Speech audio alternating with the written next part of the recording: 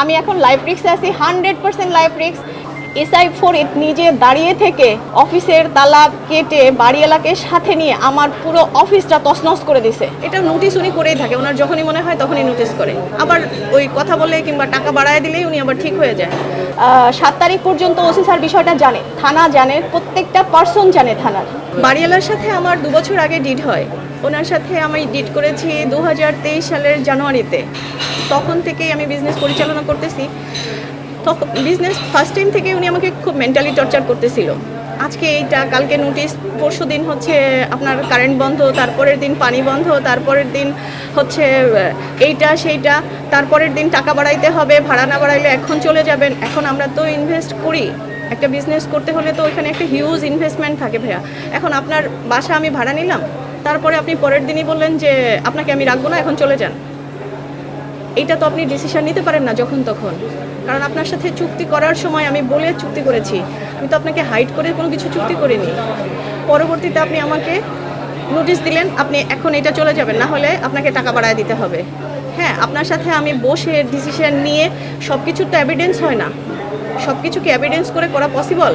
অনেক সময় সমঝোতার মাধ্যমেও হয়ে যায়। ওনার সাথে আমি সমঝোতা করলাম যে ঠিক আছে, আপনি আমাকে বলতেছেন আপনার চুক্তি বাতিল করতেছি, হ্যাঁ আপনার সব কিছু মেনে নিচ্ছি, কারণ ওনাকে আমার একটু কেমন অ্যাগ্রেসিভ টাইপের মানুষ মনে হয়েছে। সবাই তো সুস্থ মস্তিষ্কের মানুষ না, তো ওনাকে আমি এই জন্য অনেক সময় মানে স্যাক্রিফাইস করে আসছি। স্যাক্রিফাইস করার কারণে যদি উনি আমাকে দুর্বল চিন্তা করে, তাহলে তো আসলেই মানে এটা মেনে নেওয়া যায় না সবসময় ভাইয়া। সবসময় দুর্বলতা প্রকাশ করছি যে হ্যাঁ ঠিক আছে, আপনি রাইট আমি রং, আপনি রাইট আমি রং, এভাবে করে আসতেছি গত 2 বছর যাবৎ। হঠাৎ করে নভেম্বর মাস, এটা হচ্ছে অক্টোবর, সেপ্টেম্বরে উনি আমাকে 20 তারিখ অথবা 25 তারিখের মধ্যে নোটিশ করলো একটা। এটা নোটিশ উনি করেই থাকে, ওনার যখনই মনে হয় তখনই নোটিশ করে। আবার ওই কথা বলে কিংবা টাকা বাড়ায় দিলেই উনি আবার ঠিক হয়ে যায়। তো আমি এবারও মনে করছি যে উনি হয়তো বা টাকা বাড়ায় নেবে, এই জন্য আমার সাথে এরকম করতেছে। তখন আমি ওনাকে বললাম যে ঠিক আছে ম্যাম, আমি আপনার সাথে বসতে চাই। উনি আমাকে সবগুলো নাম্বার থেকে ব্ল্যাকলিস্ট করলো। আমি ওনার ভাড়াটিয়া, উনি আমাকে নামাবে, তাহলে তো উনি ব্ল্যাকলিস্ট করতে পারে না। যখন ব্ল্যাকলিস্ট করলো তখন আমি বুঝতে পারছিলাম না ওনাকে ভাড়াটা কন্টিনিউ করব কি করব না, নাকি ওনার সাথে আলোচনা শেষ করে হচ্ছে ভাড়া দিব। তখন আমি ওনাকে বললাম যে ঠিক আছে, তাহলে উনি ওয়েট করতেছিলাম। ওনার সাথে যখন কোনোভাবেই যোগাযোগ করতে পারছি না, তখন আমি ঠিক 25 তারিখ অথবা হচ্ছে 25 তারিখের পরে আর কি ওনাকে বাড়ি ভাড়াটা দিলাম, যে যেহেতু করতেছে না তাহলে আমি নভেম্বরের দিকে হয়তো বা ওনার সাথে বসে বিষয়টা শেষ করব। হুট করে উনি নভেম্বরের 1 তারিখ না 2 তারিখে হচ্ছে, 1 তারিখ একদম সুন্দরভাবে চলতেছিলাম, 2 তারিখে উনি হঠাৎ করে লাইন অফ করে দিল, কারেন্টের লাইন অফ করলো। ওনাকে আমি কোনোভাবেই, ওনার সাথে আমি কোনো যোগাযোগ করতে পারছিলাম না। যখন আমি ওনাকে আমি জানি ওনাকে কিভাবে বের করতে হয় বাসা থেকে, কারণ ওনার কোনো জিনিস, ছেলে 2টা আসলো, তারপরে ওরা ছোট মানুষ, ওদের সাথে কি কথা বলবো। আমার ছেলে মানে ওদের ছেলে, আমারও তো বাচ্চা আছে, ওনারও বাচ্চা আছে। আমি বাচ্চাদের সাথে বেসিক্যালি কথা বলতে চাইনি, যত বড়ই হোক না কেন। আমি তখন বললাম যে তোমার মাকে ডাকো, তোমার মায়ের সাথে কথা বলবো, টাকা তো আমি তোমার মাকে দিয়েছি, আর লেনদেন বাসা ভাড়া এগুলো তো বাচ্চাদের সাথে আমি কথা বলতে পারি না। উনি 7 তারিখে এসে এমন একটা সিন ক্রিয়েট করলো, এটা প্রশাসনের হেল্প নিল। প্রশাসন হেল্প যখন নিল, তখন উনি হঠাৎ করে পুলিশ টুলিশ নিয়ে এসে আমার অফিসে হচ্ছে, আমরা তখন শুধু আমরা সবাই ছিলাম, অন্য বাহিরের কেউই ছিল না, আমি ছিলাম। যেহেতু ওখানে শক্তি প্রয়োগ করে আছি, যে আমরা দখল দিয়ে আছি, জাস্ট একটা দখলদারিত্বর মতো, যে উনি আমাকে টাকা দিবে না, আমার কোনো কিছু নিতে দিবে না, বিজনেস করতে দিবে না, টাকা ফেরত দিবে না, কথা বলবে না। এটা কেমন ধরনের হচ্ছে দুনিয়া? ঠিক আছে, আমরা একটু অস্থিতিশীল অবস্থায় আছি, সব কিছু মেনে নিয়েই চলতেছি। তো উনি যদি সব সময় একইভাবে আচরণ করে, এটা তো ভাই আসলে মেনে নেওয়া যায় না।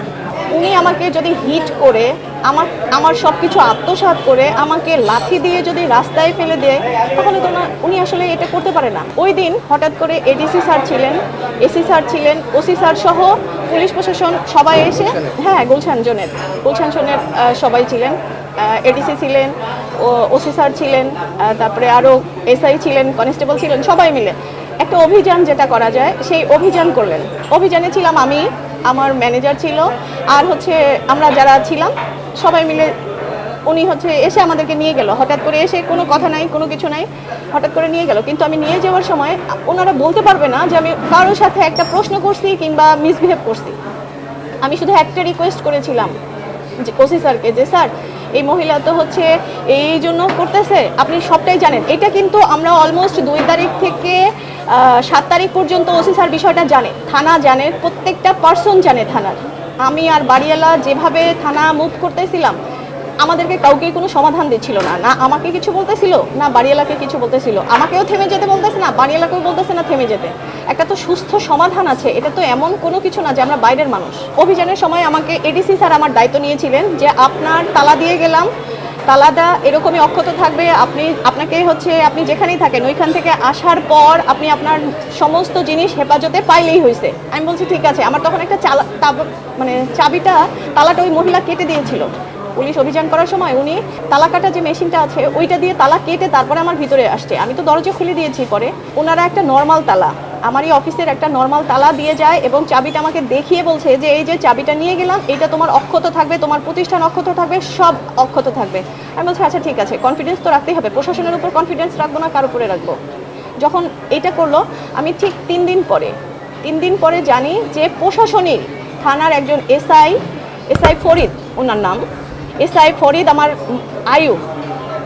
আমার নামে ওনারা মামলা করে। পরবর্তীতে আমার মামলার আয়ু হচ্ছে এসআই ফরিদ নিজে দাঁড়িয়ে থেকে অফিসের তালা কেটে বাড়িওয়ালাকে সাথে নিয়ে আমার পুরো অফিসটা তছনছ করে দিছে।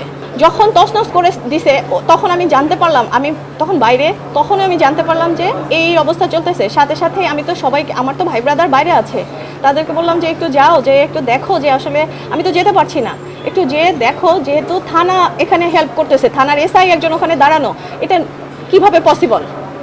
এটা কি সম্ভব যে আমাকে যিনি হেফাজতের দায়িত্ব নিল অথচ উল্টা উনি এসে আমার হচ্ছে জিনিসপত্র নষ্ট করতেছে? এটা কিভাবে পসিবল? যখন এই কথা বললাম তখন হচ্ছে উনি কিভাবেই হোক, যেভাবেই হোক আর কি, উনি হচ্ছে মালসাবানা তখন উনি বিক্রি করবে এরকম লোকজনও আসছে গেটের কাছে, যে গাড়ি লোড দিয়ে আমার মালসাবানা নিয়ে চলে যাবে। যখন এইটা জানার পরে ওনারা স্টেপ নিল, তখন মালসাবানা কি করছে আমি জানি না। আমি এসআই ফরিদ ছিল সেদিন, এসআই ফরিদ ছিল একদম ইনস্ট্যান্ট স্পটে দাঁড়িয়ে থেকে সে আমার তালা ভেঙে বাড়িওয়ালাকে হেল্প করছে। এটা চোখের দেখা, এটা চোখের দেখা তো আমি অবিশ্বাস করব না। এই যে মামলা করছি, এটা তার হচ্ছে কপি। এটা মামলার হচ্ছে আমার আয়ু ছিল হচ্ছে এসআই মারুফ। আমি এখন লাইফ রিস্কে আছি, 100% লাইফ রিস্ক। কারণ হচ্ছে আমি যখন বাড়িওয়ালাকে হিট করতেছি কিংবা প্রশাসনকে বারবার বলতেছি, যখন আমি হেনস্থ হচ্ছি তখন তো সবাই সুযোগ নিচ্ছে। আর একজন বাড়িওয়ালা যখন নিজে চিন্তা করে যে ওর 27 লক্ষ টাকা, ওনাকে 27 লাখ টাকা ডিপোজিট দেওয়া আছে, এটা আমি আত্মসাৎ করবো, ওকে দিতে হবে না, ওর মালসাবানা আমি দিব না ওকে। আর প্রশাসন এখানে একদম এমন নীরব ভূমিকা পালন করতেছে, আমি আসলে ওনাদেরকে বুঝে উঠতে পারছি না।